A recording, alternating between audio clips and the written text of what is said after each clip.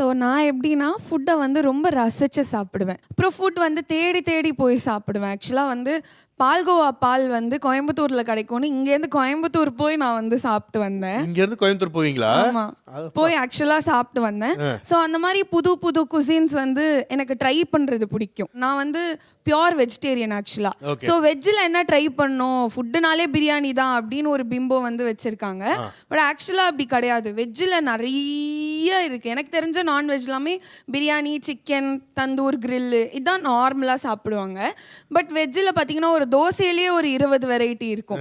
என்ன ஒரு வெரைட்டி தோசை சொல்லுங்க பார்ப்போம். Paneer dosa, peanut dosa, cashew nut dosa, masala dosa, podi dosa, நெய் தோசை, நெய் podi dosa, onion dosa, mixed dosa, garlic podi dosa, புதினா தோசை.